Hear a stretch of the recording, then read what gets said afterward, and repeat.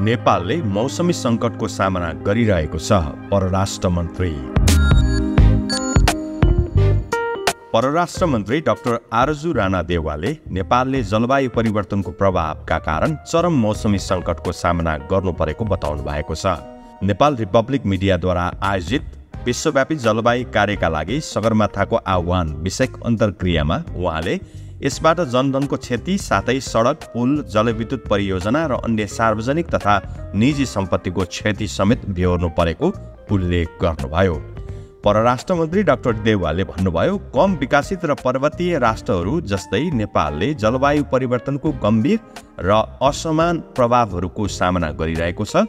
तर विश्वव्यापी जलवायु एजेन्डा र जलवायु प्रक्रियाहरूले विकासोन्मुख र पर्वतीय राष्ट्रहरूको दुर्दशा पर्याप्त रूपमा प्रतिबिम्बित गर्न सकेका छैनन्। उहाँले जलवायु सम्बन्धी सम्मेलन कोप 280 मा सञ्चालनमा आएको हानि र नोक्सानी कोष सहित सबै जलवायु कोष र सुविधाहरूलाई पर्याप्त रूपमा पुँजीकृत गर्नुपर्ने र विकासोन्मुख राष्ट्रहरूले सजिलै पहुँच प्राप्त गर्न सक्ने बनाउनु पर्ने बताउनुभयो। अजरबैजानको बाकुमा हुने आगामी जलवायु सम्मेलन कोप 29 मा जलवायु जोखिममा रहेको राष्ट्र, पर्वतीय राष्ट्रका आवश्यकता र प्राथमिकता तथा प्रभावकारी सहभागिताको तयारी भइरहेको उहाँले भन्नुभयो। नेपाल जस्ता राष्ट्रहरू जुन वैश्विक हरितगृह ग्यास उत्सर्जन नगर्ने योगदान गर्छन्, ती जलवायु विपत्तिको शिकार हुनु गम्भीर अन्यायको विषय हो।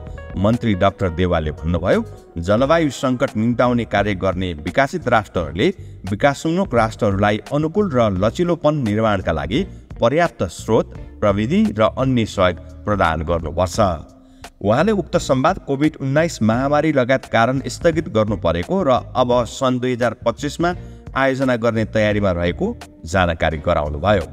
कार्यक्रममा वन तथा वातावरण मन्त्री ऐन बहादुर शाही ठकुरीले सरकारले जलवायु परिवर्तनलाई गम्भीरताका साथ लिएको उल्लेख गर्दै जलवायु परिवर्तनको असर कम गर्न, अनुकूल र कार्बन उत्सर्जन घटाउन न्यूनीकरणका लागि साथै हानि र नोक्सानीलाई सम्बोधन गर्ने उपायहरूलाई प्राथमिकता दिएको जानकारी गराउनुभयो। उहाँले भन्नुभयो, जलवायु परिवर्तनको समस्या सृजना गर्नमा हाम्रो योगदान नगर्ने भए पनि जलवायु सङ्कट समाधान गर्नका लागि नेपालले राष्ट्रिय र अन्तर्राष्ट्रिय क्षेत्रमा नेतृत्वदायी भूमिका खेल्दै आएको छ। नेपालले सन् 1992 को जलवायु परिवर्तन महासन्धि र सन् 2015 को पेरिस सम्झौता अनुमोदन गर्नका साथै आफ्नो प्रतिबद्धताहरू पूरा गर्दै आएको उहाँले भन्नुभयो। नेपालले सन् 2020 मा प्रस्तुत गरेको दोस्रो राष्ट्रिय निर्धारित योगदान एनडीसीमा नवीकरणीय ऊर्जा, वन क्षेत्र संरक्षण, विद्युतीय यातायात प्रवर्धन लगायत क्षेत्रमा अत्यन्तै महत्त्वाकांक्षी लक्ष्यहरू समावेश गरेका छौँ। मन्त्री शाहीले भन्नुभयो, यस योजनामा जलवायु अनुकूल हरित ऊर्जा र वातावरणीय संरक्षणका क्षेत्रहरूमा विशेष ध्यान दिइएको छ। नेपालले सन् 2050 सम्म कार्यान्वयन गर्ने राष्ट्रिय अनुकूल कार्यक्रम तयार पारी कार्यान्वयन गरिरहेको बताउँदै उहाँले सन् 2045 सम्म नेट जिरो इमिसनको लक्ष्य हासिल गरी नेपाल कार्बन उत्सर्जन घटाउँदै दिगो विकास र समृद्धि हासिल गर्न लक्ष्य राखेको बताउनुभयो। मन्त्री ठकुरीले आगामी नोभेम्बरमा अजरबैजानको बाकु सहरमा आयोजना हुन लागेको कोप 29 सम्मेलनको मुख्य केन्द्रबिन्दुमा रहेको जलवायु वित्तका बारेमा ठोस निर्णय हुन आवश्यक रहेको बताउनुभयो। उहाँले भन्नुभयो, उसले गर्दा नेपाल जस्ता मुलुकलाई आवश्यक जलवायु वित्तमा सहज पहुँच हुनु जरुरी छ। साथै यसबाट कार्बन उत्सर्जन धेरै गर्ने देशहरूले थप योजनाहरूमा प्रतिबद्धता जनाई तापमान वृद्धिलाई 1.5 डिग्री सेल्सियसमा सीमित गर्न ठोस कदम चाल्नुपर्ने आवश्यक छ। कार्यक्रममा नेपालका लागि संयुक्त अधिराज्यका राजदूत रोब फेन, न्युयोर्क टाइम्सका अध्यक्ष स्टेफन डनवर जोन्सन, रिपब्लिक मिडियाका प्रमुख कार्यकारी अधिकृत समृद्धि गेवाली, जीवाश्म इन्धन निशस्त्रीकरणका सन्धि पहलका लागि विश्वव्यापी संलग्नता निर्देशक हरजित सिंह, जलवायु विज्ञ सन्तोष नेपाल लगायतले जलवायु परिवर्तनले गरेका असरका बारेमा जानकारी गराउँदै समाधानका लागि गर्नुपर्ने पहलका सम्बन्धमा आफ्नो धारणा व्यक्त गर्नुभएको थियो। Indeed, the call of Mount Everest for global climate action embodies the clarion call from both at least developed and a mountainous nation for commensurate climate action and climate justice. It is obvious that the least developed and mountainous countries like Nepal are facing severe and disproportionate impacts of climate change, which was just described by Samriti. But the global climate agenda and climate processes are yet to sufficiently reflect the plight of developing and mountainous countries.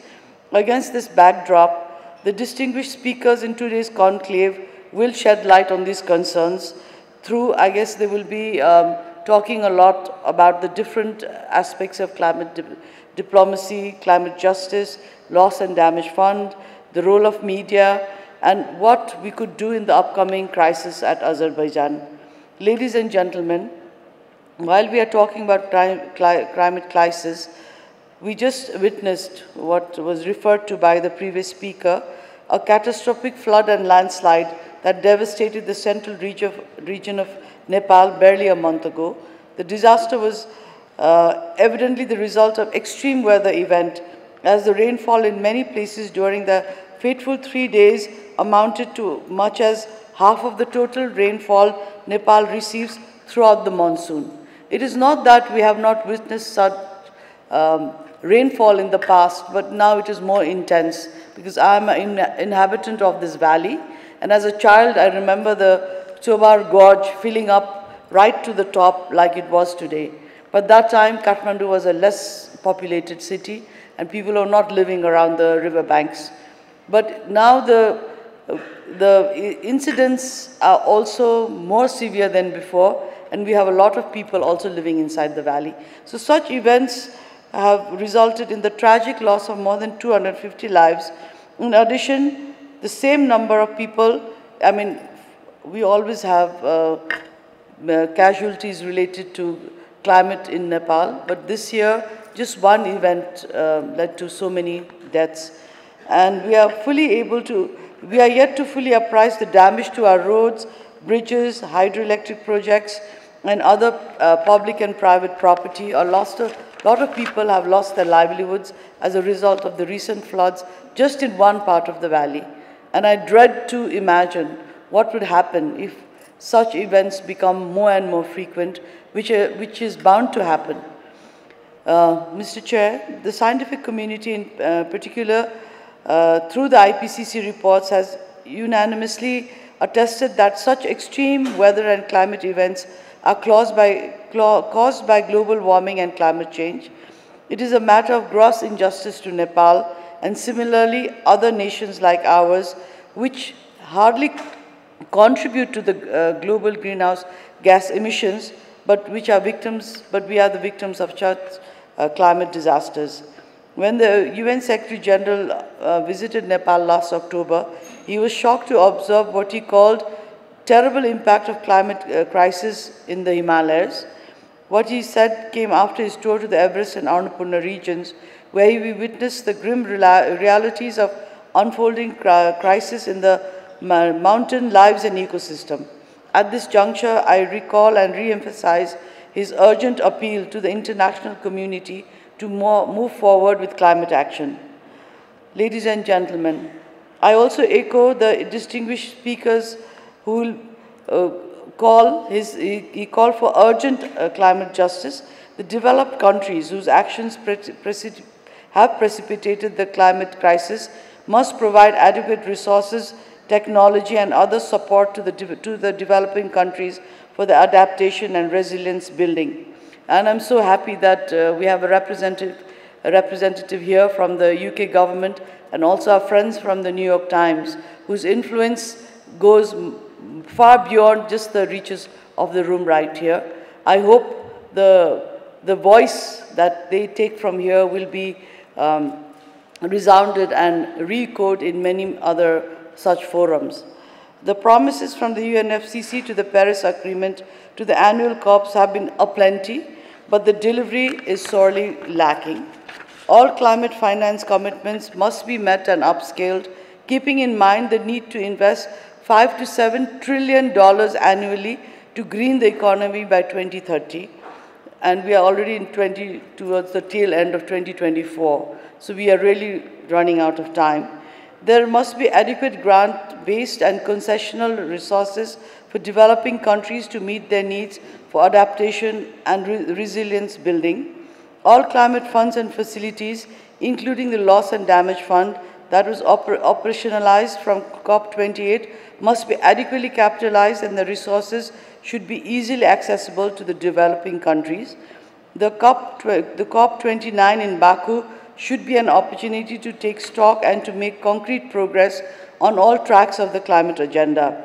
On the part of Nepal, the Honorable Minister of Forest and Environment and myself, we have been talking whether we can host a side event specifically related to loss and damage, because Nepal has really witnessed tremendous loss. We lost the Melamchi project, went back a few years, and we've spent almost 2-3 decades building that. Then we had this glacial outburst triggered floods last year in the Sunkosi, and that has damaged a lot of our hydropower projects. And recently we had another Gulf outburst issue in Thame. A whole village was lost. Unfortunately, not much loss of life, unfortunately. And now we've recently had these devastating floods. So and I know, because we are all both in the cabinet, we know Nepal doesn't have the means to compensate or rebuild all of this by ourselves. So who is going to help us to do this? So what about all the commitments we have done? And I know Nepal has applied for 2 programs to the Global Climate Fund. One is to look at floodplains in an area called, around a river called Dhoda in far west, and also to manage and siphon off all the moraine from the rivers, from the glacial lakes. But it is taking time in coming, and we hope it's going to really happen before the disasters occur. That's why this upcoming COP is an opportunity to take stock, and we are making preparations for effective participation by reiterating the concerns, needs, and priorities of climate vulnerable countries, mountain countries, and also as the chair of the LDCs. A lot of the LDCs are also facing similar issues. So we've raised that voice at UNGA and all the other events that followed, and we are also going to raise this voice very strongly at the COP29. We will underscore the need of easy, smooth, predictable, and adequate access to climate finance for the most vulnerable and poor countries. And today I saw on the agenda, though I will not be here, hopefully I can still attend till around few minutes more, that the Global South and the Global North have to work together. There is no other way except to do that, because all the refugees you see now going, they might be going for other reasons, but soon the Global North will have to contend with refugees who will try to migrate because of climate. There will be climate refugees in the near future. So all these things that we are looking at is something that really needs to have a very loud voice, not only within Nepal but globally. In the COP28 last year in the UAE, Nepal promoted the mountain agenda to bring awareness of the impacts of climate change in the mountain ecosystem and communities. Turning to our national plans, the recently, what we've started implementing, our 16th development plan of Nepal includes internationalization of these issues of climate change as an important policy strategy, and it has, Nepal has really prioritized climate diplomacy. So I can't thank Republic Media and New York Times more for really, buying into this agenda and organizing forums like this one. Our 16th plan incorporates programs to enhance access to climate financing, to implement climate change adaptation and mitigation plans to meet our financial and technological gaps. Similarly, we are committed to achieving net zero greenhouse gas emission by 2045. We are utilizing our vast hydropower potentials to secure clean energy and have reached 45% forest cover in our total land area, which is a really big commitment considering we have more mountains and hills than farmlands. Mr. Chair, ladies and gentlemen, global warming and climate change transcend borders, yet their effects and impacts have varied across regions. That is why the government of Nepal had decided in April 2019 to organize something called a Sagam Samvad, which was meant to be a forum to discuss the most pertinent issues in the fields of environment, economy, and other socio-cultural fields. However, we were not able to organize that due to climate change, due to the COVID pandemic, and we are going to now organize this dialogue in 2025. And I hope to see many of you come back for that. And I think whatever the learnings will be from this forum, we will take it forward and also include it in the Sagarmatha Samvad that will take place next year. Finally, let me reiterate that the discussions today are bound to be lively and enlightening, and I hope there will be a strong call for action for climate change. I believe that whatever you all talk about today will help us for our discussions in COP29 and other climate negotiations. And by the way, the Ministry of Foreign Affairs is also organizing a training on how to negotiate. So we will be reaching out to our climate negotiators also to see what we can do and how we can do better so that Nepal really gets the funds it deserves. And I wish the